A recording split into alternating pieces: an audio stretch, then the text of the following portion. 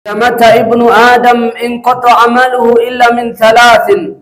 Apabila anak Adam meninggal dunia, apabila manusia meninggal dunia, maka putus semua amalnya kecuali tiga.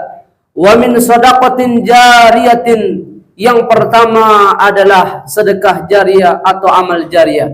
Wa min ilmin yantafa'u bihi, adapun yang kedua adalah ilmu yang bermanfaat dari ilmu agama. Wa min waladin salih yad'u lahu, dan doa dari doa anak yang soleh dan soleha.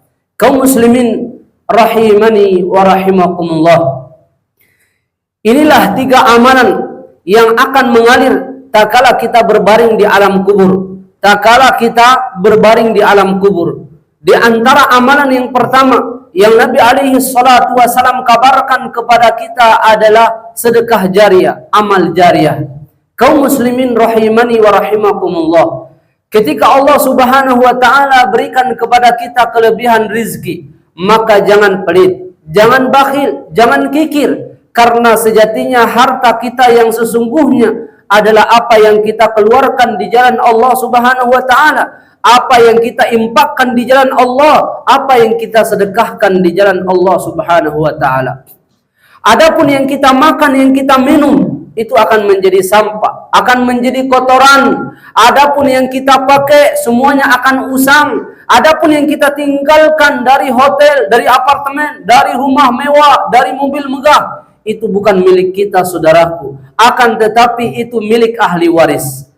Adapun harta kita yang sungguhnya, yang sebenarnya adalah apa yang kita keluarkan di jalan Allah, apa yang kita sedekahkan, apa yang kita infakkan di jalan Allah subhanahu wa ta'ala.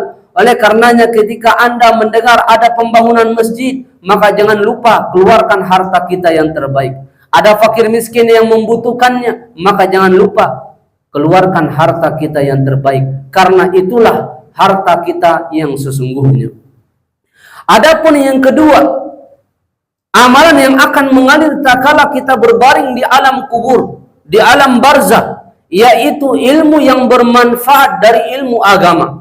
Sehingga Nabi alaihi salatu wasalam bersabda dalam hadis dari sahabat Anas bin Malik radhiyallahu an, talabul ilmi faridatun ala kulli muslim, menuntut ilmu agama adalah kewajiban atas setiap muslim dan muslimah, karena dengannya dia mengenal Allah subhanahu wa ta'ala, dengannya dia mengenal Nabi alaihi salatu wasalam, dengannya dia mengenal mana yang baik, mana yang buruk, dengannya dia mengenal jalan-jalan menuju surganya Allah subhanahu wa ta'ala, dengannya dia mengetahui jalan-jalan menuju nerakanya Allah subhanahu wa ta'ala, sehingga dia menghindarinya, menjauhinya. Dengan dia belajar ilmu agama, dia akan bisa membimbing, membina keluarganya.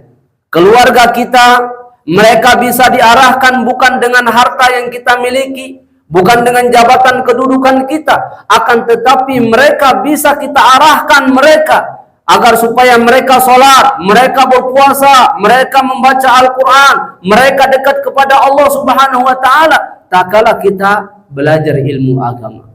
Sehingga Allah subhanahu wa ta'ala berfirman dalam Al-Quran surah At-Tahrim ayat yang ke-6, ya ayyuhalladzina amanu qu anfusakum wa ahlikum nara waquduhan nas wal hijarah. Wahai orang-orang yang beriman, kata Allah subhanahu wa ta'ala, jagalah dirimu dan keluargamu dari panasnya api neraka.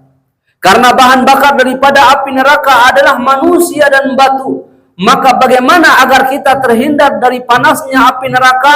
Dengan belajar ilmu agama, sehingga dengannya kita bisa mengetahui apa kewajiban-kewajiban kita kepada Allah subhanahu wa ta'ala dan apa larangan-larangan yang harus kita jauhi. Aqulu qouli hadza wa astaghfirullah innahu huwal ghafurur rahim.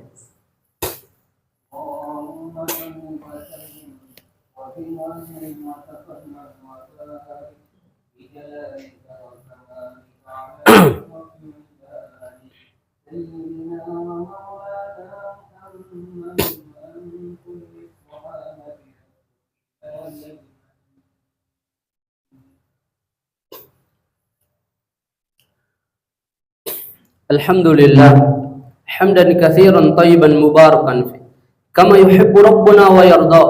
Wa ashhadu an la ilaha illallah wahdahu la syarika lah.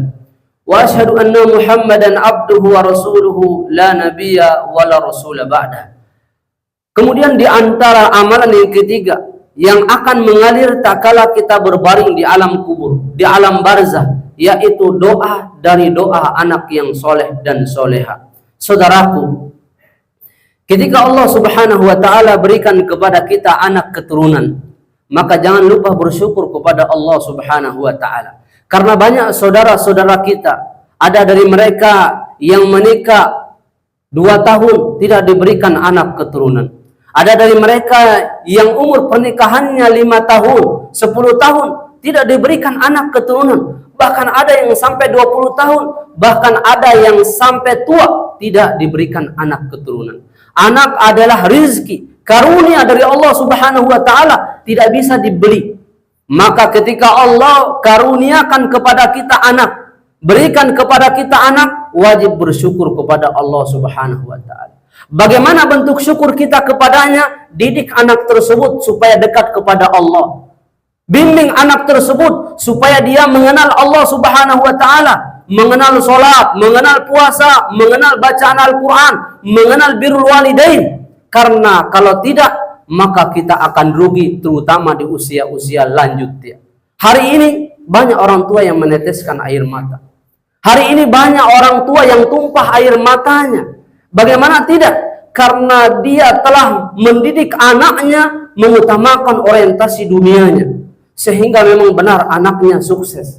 Anaknya berhasil dari dunianya. Sehingga anak tersebut ada yang gelarnya S1, S2, S3. Kemudian dia bekerja di perusahaan asing yang gajinya ada yang 30 juta, ada yang 40 juta, bahkan ada yang sampai 50 juta. Namun ketika orang tuanya rindu kepada anak tersebut yang sudah sukses, yang sudah berhasil dari dunianya, sehingga kadangkala orang tua tersebut di kampung menelepon anaknya, "Wahai anakku tersayang, kami rindu denganmu. Bisakah kamu tengok ibumu yang sudah tua renta? Bisakah kamu tengok ayahmu yang sudah tuli, yang sudah pikun, yang sudah buta?" Apa jawaban anak tersebut yang telah sukses di kota-kota besar? "Maaf wahai ayahku, maaf wahai ayah ibuku, aku tidak bisa pulang." Kata orang tuanya, "Pulanglah nak, kami rindu denganmu."